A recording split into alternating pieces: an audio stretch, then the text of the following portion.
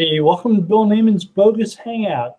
I just ordered some new RAM for my computer, so hopefully when I click on a start broadcast button, it'll actually start next time. I'm going to let everybody introduce themselves. Terry? Terry Van Horn, International Website Builders, SEO Dojo, and SEO Pros founder. This week I've been working on some PPC, finishing up some event programming and optimizing for mobile. So all the stuff we talked about last week, I went and fixed everything this week. Sounds like it was a full week. Tim, introduce yourself. Tim Calling, a Servant's Heart web design and marketing. Let's see, in terms of what I did this week, or what I've done. Pretty much normal stuff, just working on websites and SEO for clients, trying to make them more money. Had a little joke yesterday with a client that we did a redesign for, and when we were finished going over it, I said to them, well, so what do you say? Do you say yes to the dress? And they laughed, and I said yes. You have to be married probably, or at least know something about ladies reality TV to get why that's funny. But anyway. And I'm Bill Slosky. I'm the author of SEO by the Sea and the director of SEO research for Go Fish Digital. I've been doing lots of writing recently. I just applied for a conference I hadn't been to before yesterday, which is in Napa Valley. Ooh. Have you seen that one, Tim? I haven't seen the conference, but I sure know Napa Valley. Lovely place to go. It looks like it would be a fun place to go to a conference and hang out. Which one is it? I'm not sure of the exact name. Search marketing something. You could use a random name generator for these conferences.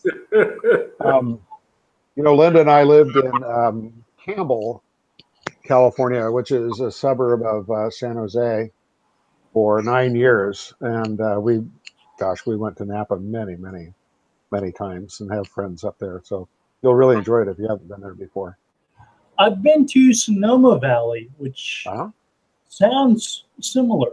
It's near, yeah, it is. It's nearby. Sonoma is, I'm trying to get my bearings here.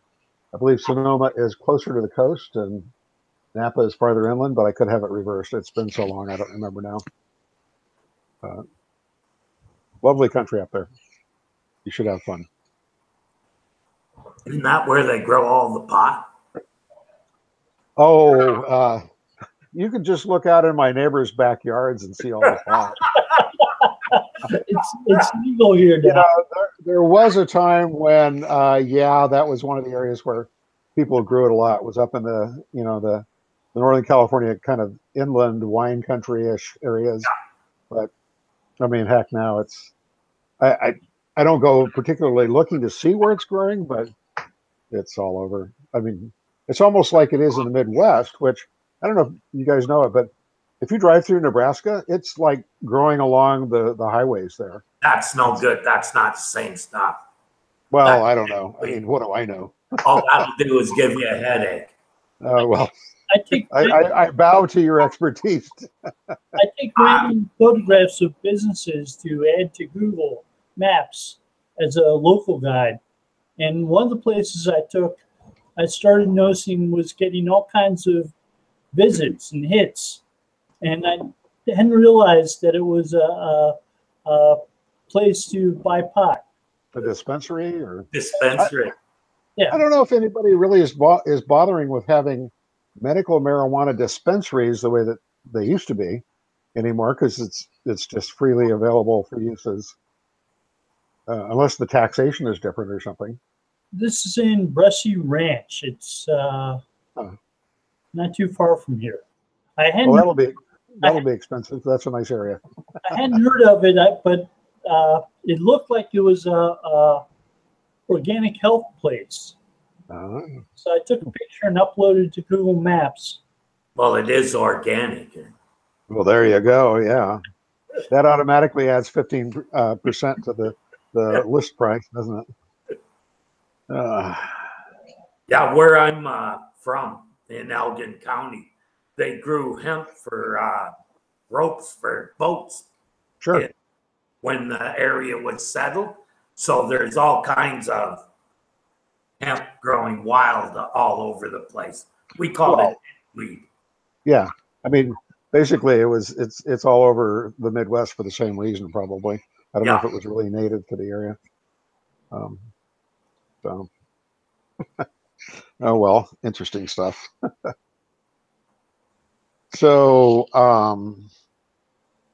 let's see. So, Bill, you're new to California, or relatively new. Do you have to deal with payroll taxes and all that? No, Have employees? No, you're lucky. You're fortunate. So, I don't have to either, but I mean, I have one employee in my company, me, but I still have to file a quarterly state payroll tax return and say, yeah, I'm not going to pay myself till November or December. So, you know, you still have to file it though. So got that little reminder today from my accountants. Yeah, I don't have to file unless it's over 30,000 quarterly. I do it anyhow. So it's at the end of the year, you don't get that big bill. You're scrambling to pay. Well, in the U.S. and California has a similar provision to the U.S. one. We have this thing called a subchapter S corporation, where it's a legitimate corporation with all of the corporate, you know, shell protections if you do all your record keeping right and everything. But it basically is treated as a partnership, and so if you have a sole ownership of a sub S, like in my case, that's the way it is, then the only real requirement is that as the owner, I have to pay myself at least some salary so that the feds and the state get their payroll tax, you know, cut on it. But you can do that anytime you want during the year. So a lot of us, including me, just wait until December and then write ourselves a check at that point, which is all devoted to payroll tax withholding. And the rest of the year, we just take, you know, we just draw money out without worrying about it. Yeah, here it's pretty easy. I registered a company, but I file all my tax. Personal tax is through my name, right? What I make from the company. And then the GST is through the company. Yeah. If it sounds like kind of what we do here, then I don't know what GST is, though. What is GST? Oh, HST. That's like a VAT tax. Goes on everything. It's basically the government taking 13% off the top of everything. Yep, 13% haircut. The only thing they don't do that on is bank charges. Huh. That's how powerful banks are in Canada. They're exempt from that tax. Here in California, we have sales tax that applies to all tangible personal property, but not to services yet. And so we don't have anything like that, for instance, for SEO work and that kind of thing so far. We probably will eventually. Because as usual, they want more and more money. So, but see, anything I pay in HST, I get that rebated. So when I use a product and pay HST, I get that rebated. Yeah, in California, if you file a sales tax return and you have paid tax on things you've bought for resale, you get to take those taxes as a credit against the tax that you end up paying. But unless you're selling personal property here, that's not a concern. Yeah, so, anything we use for business. Yeah. So if like for instance, phone and stuff like that, there's that tax on or the HST on that, I get that rebate. Well, I guess it's because it's more like a VAT than our sales tax is. Right. Because that sounds like why they take it on service and products. Yep. Well, one way or the other, the government gets paid. Oh yeah, but you know, the difference is here probably pays for my medical. I don't have to worry if I go to the hospital or anything. Well, now I don't either. Finally, now that I'm old enough. Oh, you're on the Medicare, eh? As of May, baby, I'm. Well, there you go. Yeah. Now you can go play in traffic. Yeah, really. Jump out of perfectly good airplanes with parachutes on. No, those days are behind me. Anyway, so what else is new? I haven't really been watching the face groups much. Facebook. I mean, are there any raging controversies these days? Any new things going on? I can't think of any. That are. People asking questions like, is there a limit to how many links you should have on a page? Oh, okay. Hmm? I hadn't seen that one.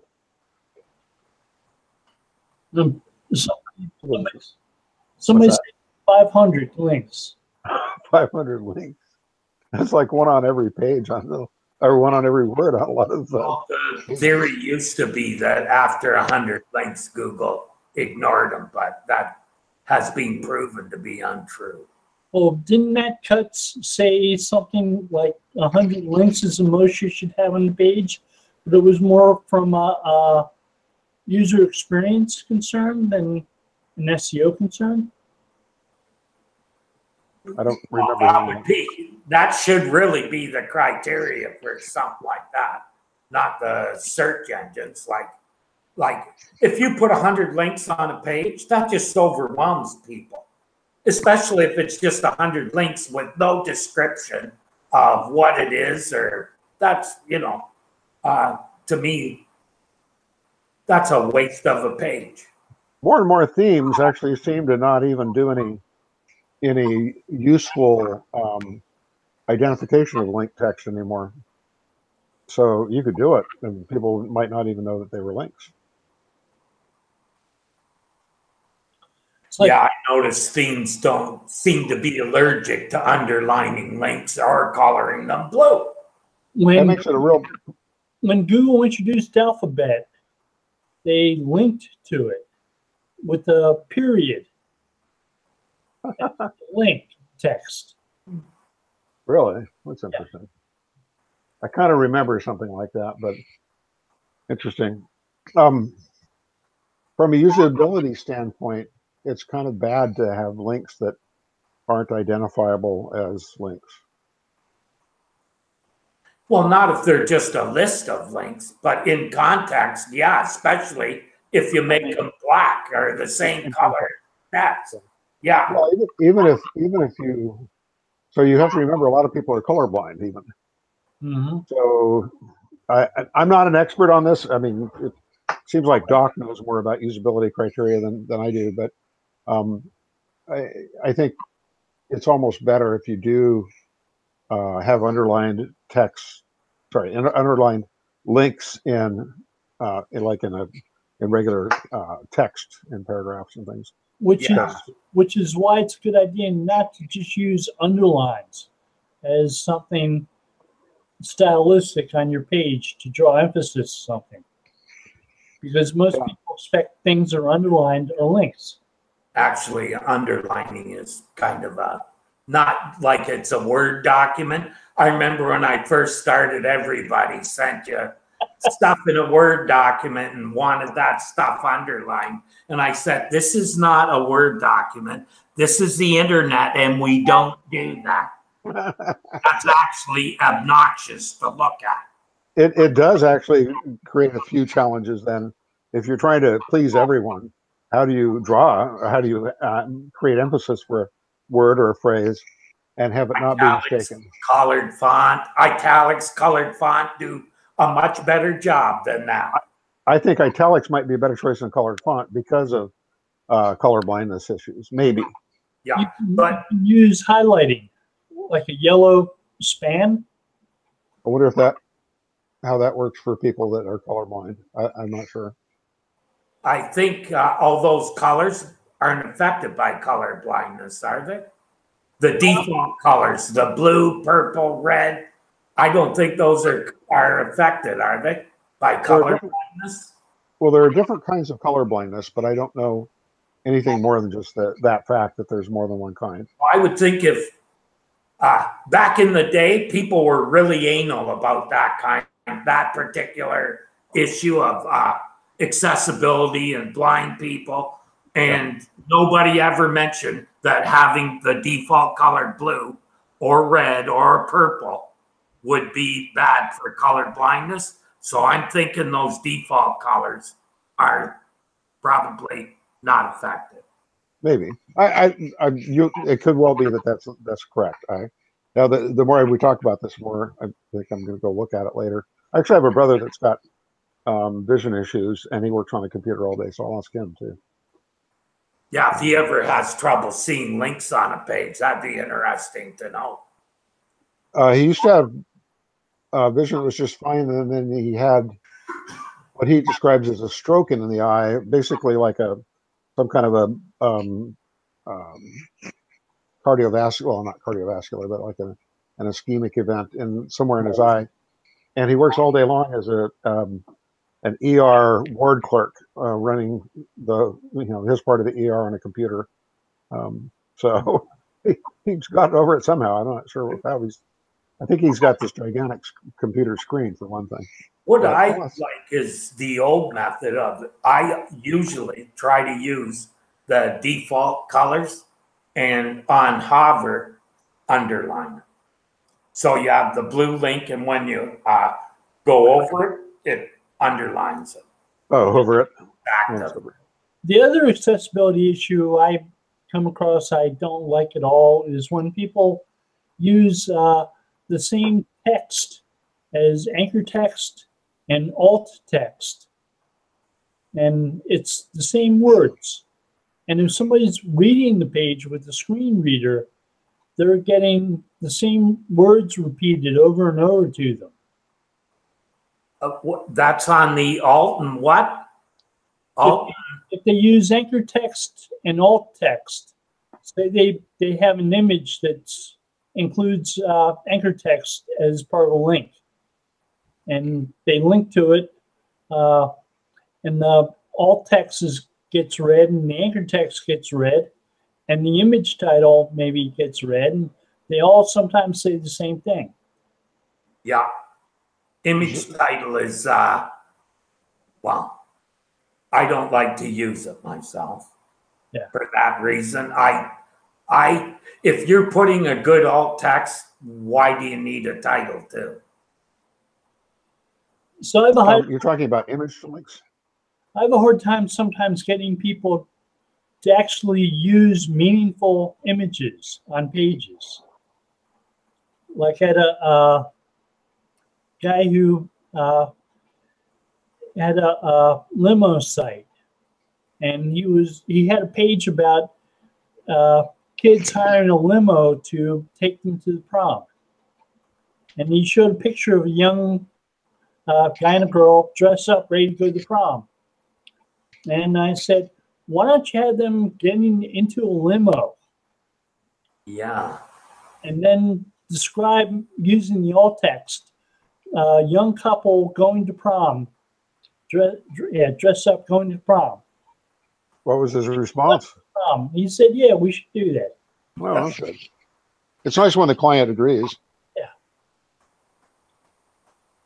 But often you have images on a website that really just don't have much meaning. They don't add anything of any relevance to a page. You know, sometimes the saying is an image adds 1,000 words. Not always. Sometimes they don't add any words. Just the words that are in the image. Yeah. I think though that a lot of times, and I might be guilty of this. If I'm writing something and I have a whole page full of text, it doesn't look very appealing without some kind of an image. Now I try to pick a meaningful image, but I don't know. Maybe I just am wrong about it. I don't really like writing pages or posts or whatever that have nothing, no illustration at all. I think they're kind of boring, but they should be relevant. I certainly accept that. To me, it's just fluff. Well, you know, that may be. if you want to speed up your pages, remove those kind of images. Then that makes sense. Well, okay. Technically, that's accurate. When you have decorative images, you shouldn't necessarily have all text for them anyway. You should have blank. Alt equals open quotation mark, nothing, close quotation mark. Trying to think about what the standards say about that for navigational images, you know, like glyphs and things. I know that that's true.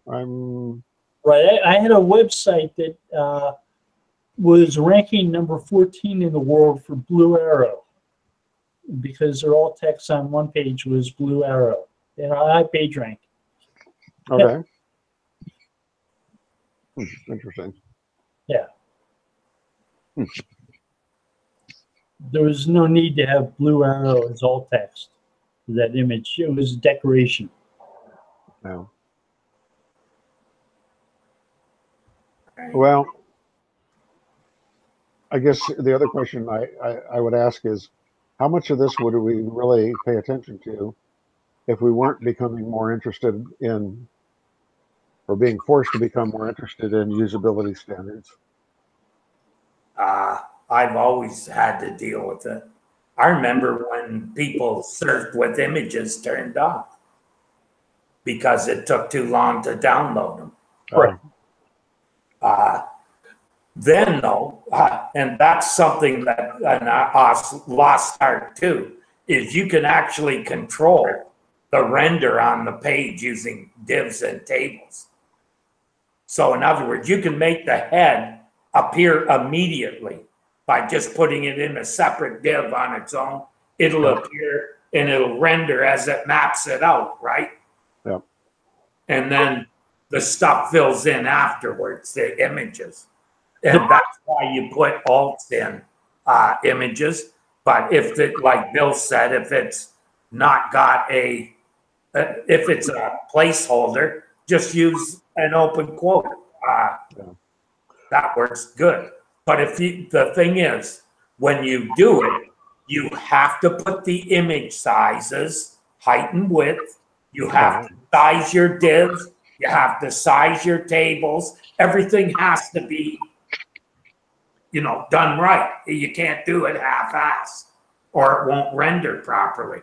But when things were really slow on the internet, I never had any trouble. Actually, it's less trouble then than it is now because you're working with WordPress and it's determining how this stuff loads. And I don't think designers even think about that now. I don't, to be honest, because in the markets that I work with, which is an advantage, I guess, for me, everybody has fast internet, or fast enough. Anyway, they're all U.S. and Canadian. Well, actually, almost all U.S. I lived in Virginia, and the town I lived in had broadband, but all the farmhouses around the town had horse pastures and farm fields and no broadband. They didn't. So they had dial-up. Didn't want the Wi-Fi towers obstructing their view. Yeah, well, it depends. Like in Canada, they've made it so you can pretty well get it anywhere now, internet service. But there was big areas where there was no mobile, no internet in northern Canada, right? That's still true here in areas that are largely unpopulated, I suppose. I never run into them because I'm in California all the time. But in Virginia, you have Northern Virginia, which is the area around D.C., and that's pretty built up. People have fast internet, but they have lots of rural areas outside of that. And those people, it's like another planet. Yeah, I only lived about 18 minutes out of Niagara Falls, and I had to use satellite service, well, peer-to-peer service. So I pointed a dish at a tower that I could see in Niagara Falls. Line of sight. It was really crappy internet because the rain actually interfered with. So yeah, there are places where it's so far from an office that you can't afford to put in really DSL or any kind of big hookup, right? And it wasn't too far from West Virginia. They had lots of people installing satellite dishes on buildings there. And it would rain. People in West Virginia would lose access to the internet, which is kind of sad. It still happens in some places. I work with a lady in North Carolina who has that problem occasionally. I'm not sure what her setup is, but if the weather's bad, she can have connection problems. Look, I mean, this may be harsh, but depending upon the market, I guess, that you're serving, it could be that the folks that are in that situation are so few and far between that they don't really affect your client's business in terms of demand. Well, also, those people have different expectations than people living in cities. I knew why my service was sometimes slow, and I just say, oh, well, that's the way it is. I have a choice. To get better internet service, I have to move into Niagara Falls. I chose to remain in the country. If you're the CEO of a company, chances are you probably have broadband. If your customers don't, you probably don't live in as nice a house as you could. Well, and if, let's say that you're selling some kind of consumer products or goods, and the majority of your available market or your served market live in areas where they do have broadband, you're probably not, I mean, from a business investment standpoint, you're probably not concerned too much about investing in doing extra work to serve the 5 or 3 or 1% that don't. Maybe that's harsh. Well, I think the designer, those are the things that the designer has to figure out. Whether where their traffic is coming from, whether that's an issue. Like you said, if all your customers are in town, it's not an issue. But if you're, say, in Chicago and you're servicing the Midwest, you're going to have issues. Very different, absolutely. Or if you have a farm implement company, then you have to really assume that most of your customers don't have broadband. Yeah. I'm from Nebraska, so. Oh, then. Yeah. Fortunately, I don't live there anymore. I love Nebraska, but I'm glad I live in California. So. Yeah, it's a little cold in the winter, eh? And warm and muggy in the summer. So. Yeah, that's true. So, anyway. I don't want all my Nebraska relatives to get mad at me, so I'm not going to say anything more. Yeah, I couldn't live in California. Not enough. I love the winter. I hate the summer. I guess because I grew up with it, I'm pretty comfortable with it. I understand what you're saying. I've lived a few places where there was a little more seasonality, and that was nice too. Well, I look at it this way. Cold, you can keep putting clothes on till you're warm. When it's hot, you can only go so far. Yeah, well, I guess, it depends on how well you know your friends and neighbors. So. That's one of the good things about you reach a point in California. Probably don't matter. So my wife and I are at a point in married life where our kids have moved out and had kids of their own and so forth. So we're empty nesters. We can dress however we want to at home. So, anyway, interesting. No, but so in some ways, this is kind of like the discussion about other standards that we may or may not be interested in supporting, like AMP. That seems to be, I don't know, it seems to be Google pushing to optimize the mobile experience for the entire world, which I get with their business. But for people that have broadband access or LTE access, I'm not sure it makes that much of a difference. And I'm a little bit leery about having all my content being cached and hosted by Google anyway. One of my coworkers had a question about a URL appearing twice in search results for security. And that sounded odd. That sounded like the type of thing that Google usually would filter out. Yeah. So I took a look and didn't see anything wrong with it. And I looked at it on my phone, and I noticed that one of the URLs had a little amp symbol next to it, the lightning bolt, which meant that it wasn't really from the same domain. It was on Google's catch. It was an AMP page, right? And so shouldn't they be filtering those out of the desktop results? Probably. I think they do. I don't think I've ever seen an AMP. I don't really look for it, but I don't think I've ever seen it on the desktop. They didn't show that it was an AMP on the desktop result, but they did show the same URL twice. Yeah. Well, so in a way, you could call that a trick to get double inclusion in the local pack then or something. Well, it was organic results, so it wasn't necessarily local, but it was just odd that the search engine was doing that. Here's my problem with AMP, right? Number one, name a service that Google hasn't. That said, oh, we're not supporting that anymore. And if your mobile experience is dependent on that, you've hooked your clients into something where you've made work for yourself. Yeah. That's my problem with it. And the fact that I think it changes the experience, and I would rather optimize the experience so that I don't need AMP. I got a mobile experience that I'm in total control of. So that's my thoughts on it. And I don't know. I just have a hard time having Google control my content. Like this morning, I couldn't get onto my brand page, the Dojo brand page, because it was throwing a 404 and they were having issues. I knew that because Tim Capper had posted something saying to do this and it'll work, and I did it and it still didn't work. So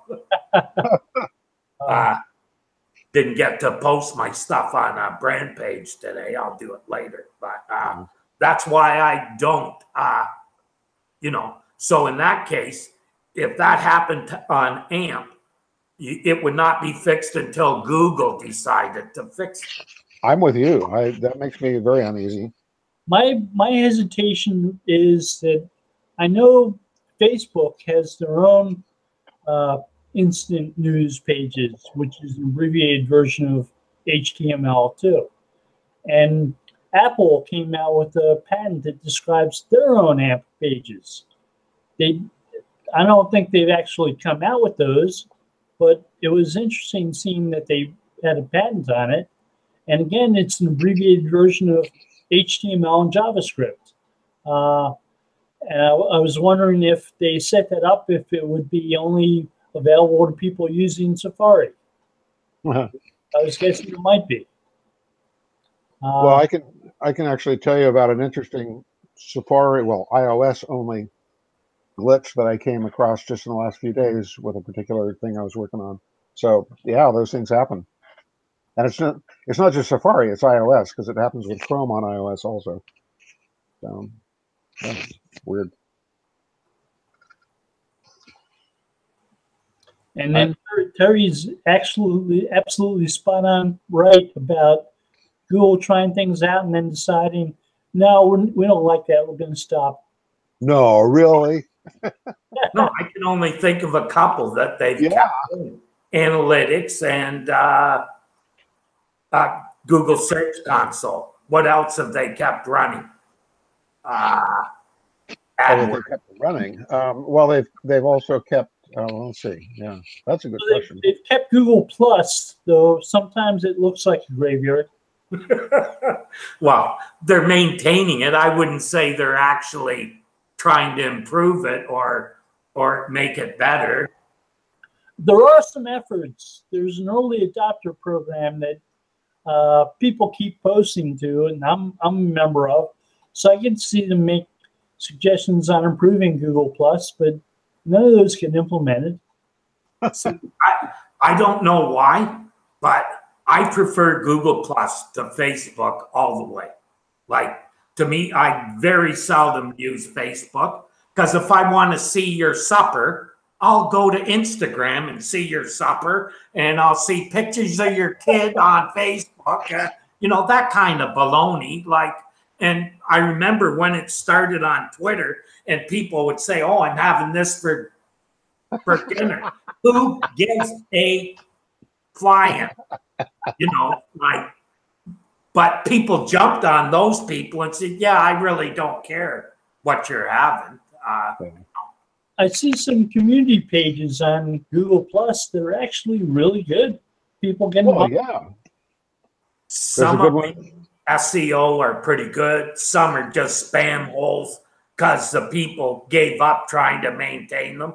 Like, I think the technical SEO for community that Eric Wu and some other people, I think they gave up trying to control the spam. Yeah. But it's really bad in there. But it was good when it started, but now spammers just took over. There are two that are pretty good for local. There's one called Local Search and one called Local Search Pros, I think. Those are both pretty good. The semantic search marketing one is really good. It is. Yeah. In fact, aren't there more than one now? Well, anyway, I think I know the one you're talking about, though, because I watch it. The one with Aaron Bradley. It's it's got people like Lemonathan Guha and Dan Brickley participating. Yeah, that's a good one. Yeah. Honestly, I wish I had more time to really listen and pay attention to it. But yeah, in fairness, one other thing that Google has introduced and has persisted and improved, maybe because they can make money on it, is Google Suite, Google Mail, Google Drive, all those things. Well, that's because it's also a product that they're selling. That's what I mean. They can make money at it. Yeah. I actually know a large company that's using it. No. I have issues with it sometimes because I have two Gmail accounts. I have one that's a personal one and then one that's a company one. It's a Google Suite account, and it's got limited use, limited options sometimes when it comes to features that the personalized Gmail account has. I've used both Outlook and Google Suite over the years. I actually switched from Outlook to Google Suite or Gmail, and it was originally called, back in 2010. And there are things I've missed from Outlook, not the least of which is that Google, every time I try to do something, I'm sorry, I mean Microsoft, every time I try to do something regarding email in Windows, I keep getting taken to the, oh, you haven't installed Outlook yet. But, you know, you pick something and you go with it. I don't know. I tried to update an app using the Google Play Store, and it kept on telling me that my account wasn't signed in. I needed to sign into Google. And it's like, it wouldn't tell me which account. And I was signed in with both accounts, but it kept giving me the same error. Yeah. So I used the chat, and it said, okay, you've got to remove that account from your phone. I said, I removed one, and I tried it. They said, well, you've got to remove both. I say, well, if I remove both of them, I don't want to chat with you anymore. You know, nothing that doesn't surprise me, especially that you get a support guy or a person that would tell you that. I've had, you know, I can say I've had good and also bad experience with, you know, just about every platform that I've worked with. A lot of my clients are on Outlook or on Exchange. My bigger ones tend to be, actually, and so I use that for some of them for various purposes. But I don't know. But anyway, so we're talking about things that Google has brought out and then let die. So that's a fair point that that's a product that they sell.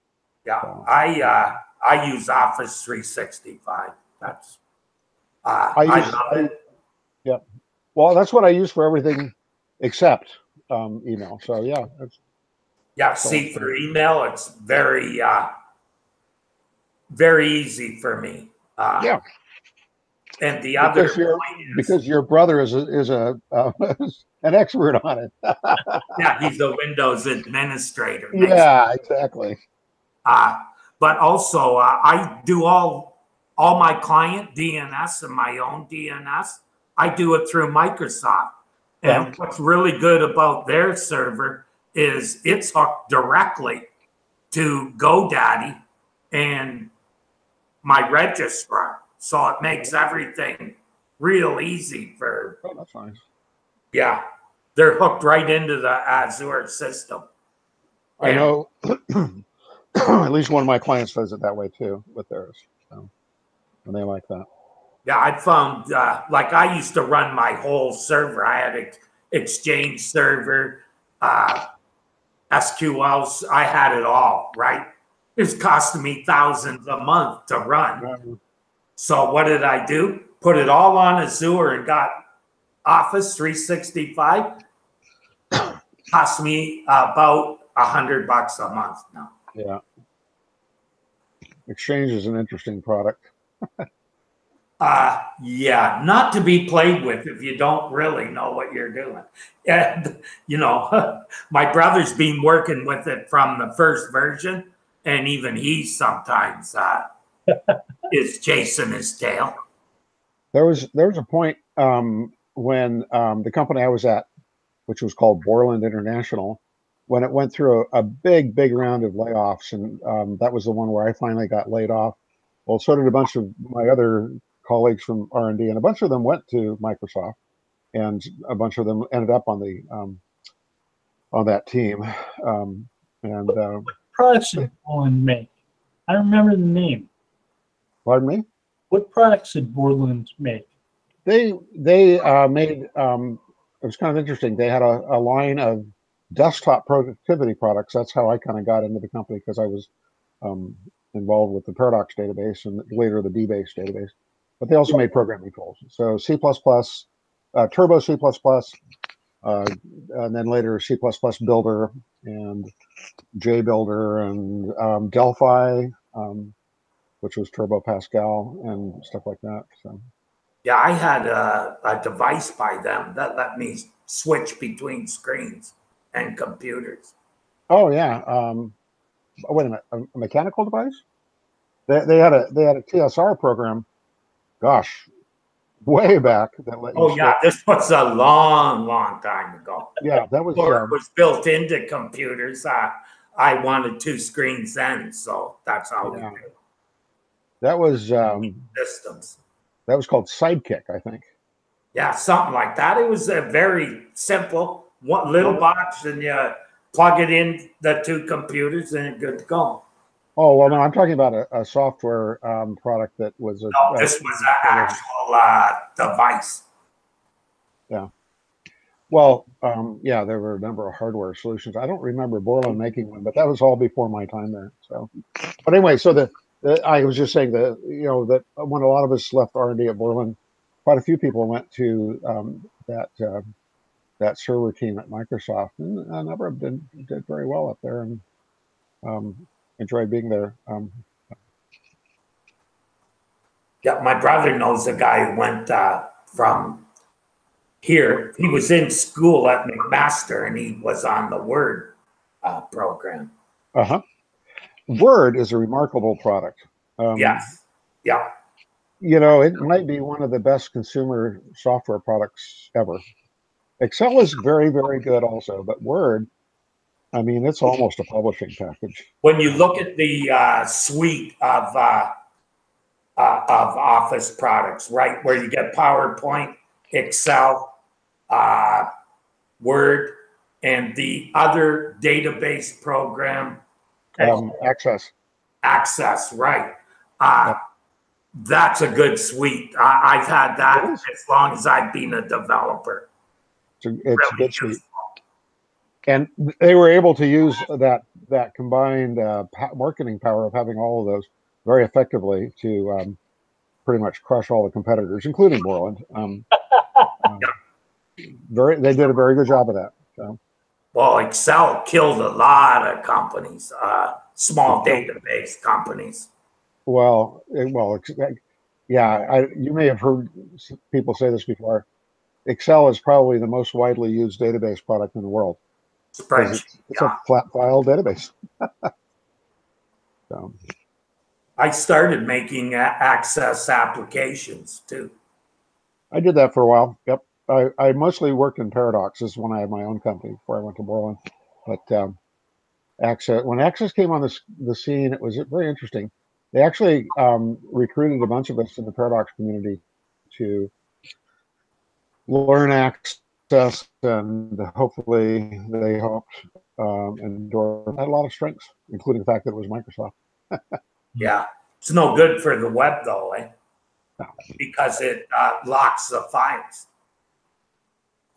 Actually, you know what seems to be an interesting desktop database product for web apps is FileMaker. I don't know if you ever worked with that, but I looked at it. Well, it still has a. I mean, I've been rabid.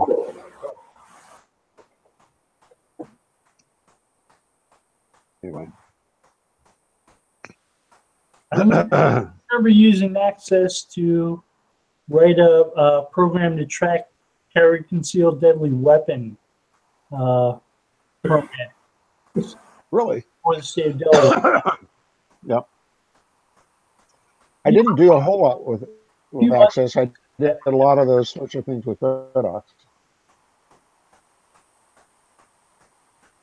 The city of San Diego and the police department adopted Paradox as their standard for quite a while, and there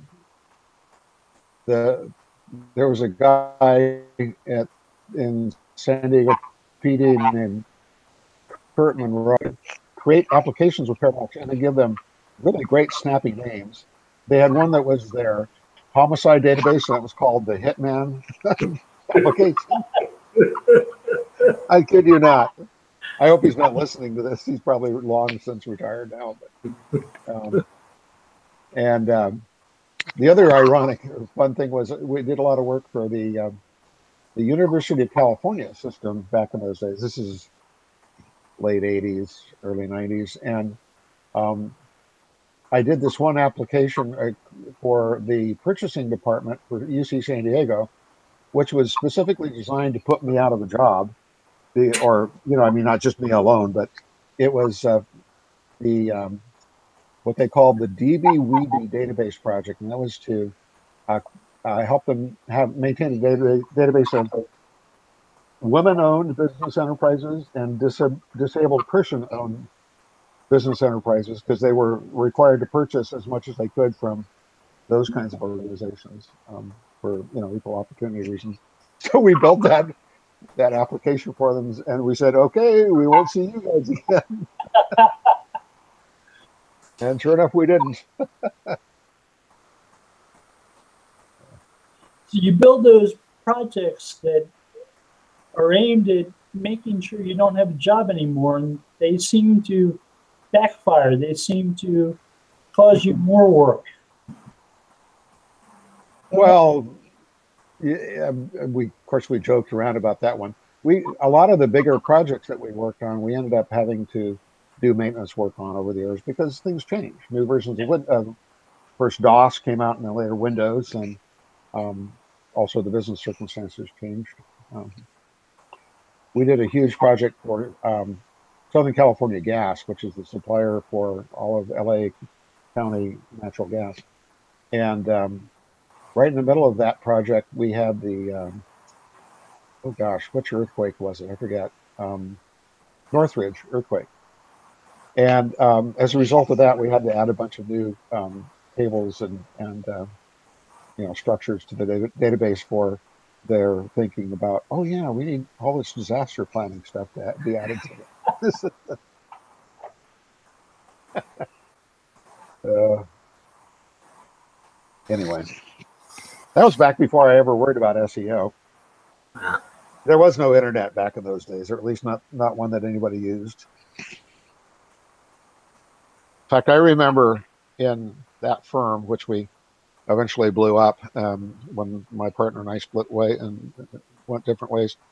There's this brilliant young guy we had that worked for us, Mr. Ultimate Tech. His name was Dave Randall. And he started talking about this thing called the World Wide Web. Oh, no. And we didn't really understand what it was, but man, he was really intrigued with it. When I was in law school, I worked as a teaching assistant for an environmental attorney. His project was building a list of electronic databases for resources to evaluate natural resource damages. Huh. So things like LexisNexis and a bunch of others. And I did a lot of research for him to make sure those are all up to date and still working, because he did a revision of his article. Yeah. It was something that sort of got me interested in the web. I bet. Because it led to the web. Actually, you're reminding me of my checkered past. When I was in high school and early college, I worked for a law firm as their law librarian. Yeah. And when I think now what they have available instantly online, I used to spend hours getting paid to file loose leaf supplements and updates to all the law books and the tax law services and all that. That's the way that law libraries got kept up to date back in those days. Law school in the freshman year, they wanted you to do all research by hand using books. Uh-huh. They won't let you touch the computer to do the research, because you just log in something like LexisNexis and you just look the things up. Yep. So knowing how to do them by hand meant that you could walk into a law library and in school and actually do the work without touching the computer. Yep. Which is probably a good thing. Good that you learned how to do it without. Yeah. We're dating ourselves with all these things. When I sat for the CPA exam, I happened to sit for the first one in history where they allowed us to use calculators, electronic calculators, handheld.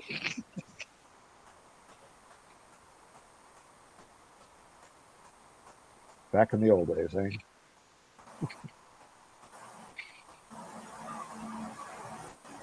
Okay, so we're getting close to the top of the hour, and we have a couple of announcements. Yep. So I'm gonna go around and mention those. Terry? Yep. Tomorrow, SEO Training Dojo is having a hangout at 1 o'clock with myself, Bill, Kevin Dury, and David Harry on the subject of technical SEO audits. Don't miss it, because there's 4 people that can probably help you out. Yeah. And that's at 1 p.m. Eastern, right? Yes. Yeah. Oh, I forgot there's people living other than in the promised land. Hey. But there are benefits to being Pacific time. Yeah. And then on Friday, it'll be the SEO Dojo. usual Friday hangout as well with myself, Dave. Bill sometimes shows up. Tim's often there. And Doc Sheldon, he wasn't. So 10 a.m. Pacific time. Yeah, 10 a.m. Pacific. 1 p.m. Eastern. Yep. Yeah. Good. Well, that SEO audit will be the topic tomorrow. Will be great. That'll be a good one. Yeah, I have a few things to go over. I might lurk on that one just for fun, or watch it later. Well, me and Bill were talking it over a little before. We have a couple ideas. Super. I'm going to add some stuff that I've been doing on audits that I'm sure most people don't do. Right. I've been incorporating some knowledge graph stuff in it, but not a lot. Mainly, I mentioned where they could use structured data for what we know is working at the time.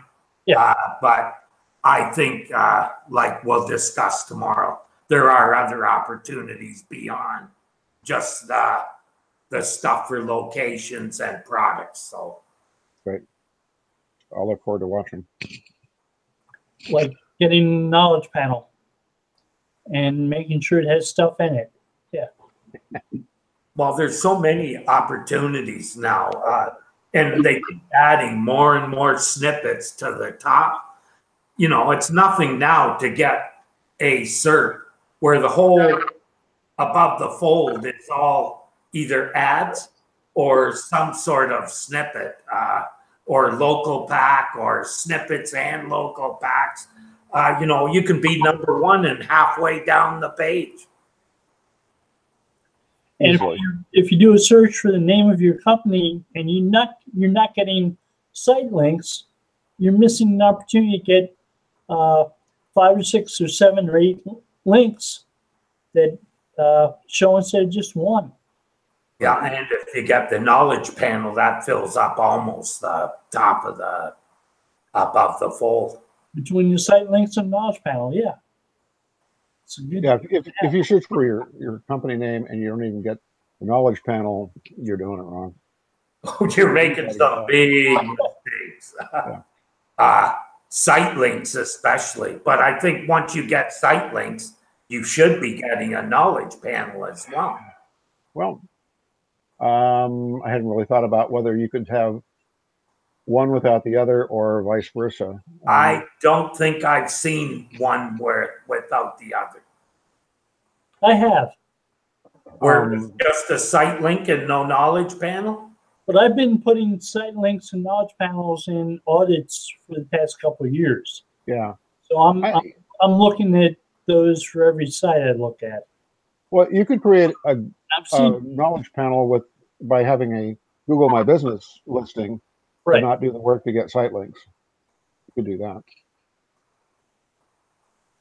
Oh, okay. So if you didn't have a brand or some sort of Google My Business type listing, then there's a chance you could have site links and not a knowledge panel? No, the other way around.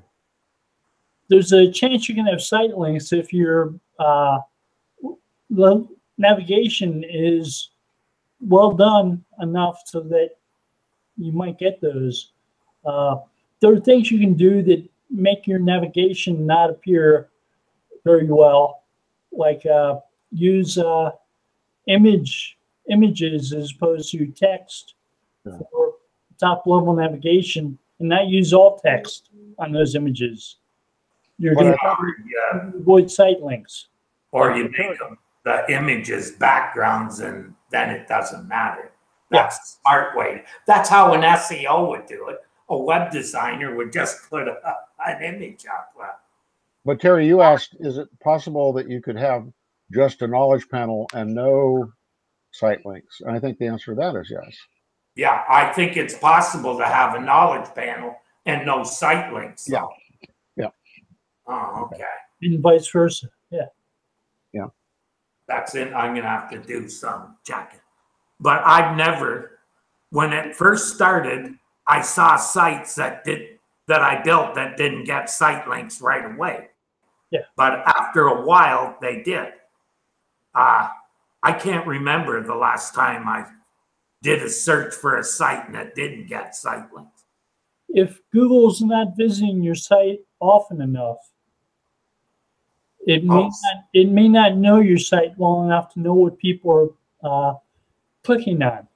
So that would be spending time at. So no site links might be a indication that you have crawlability issues.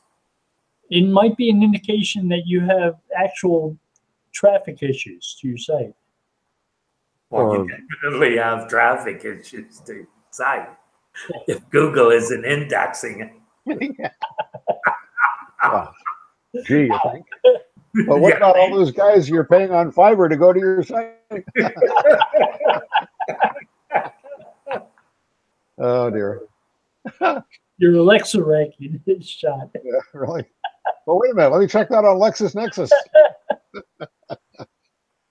Oh well. Okay. I think that's it for the show today, guys. Thank you. Thank you. Thanks. Bye now.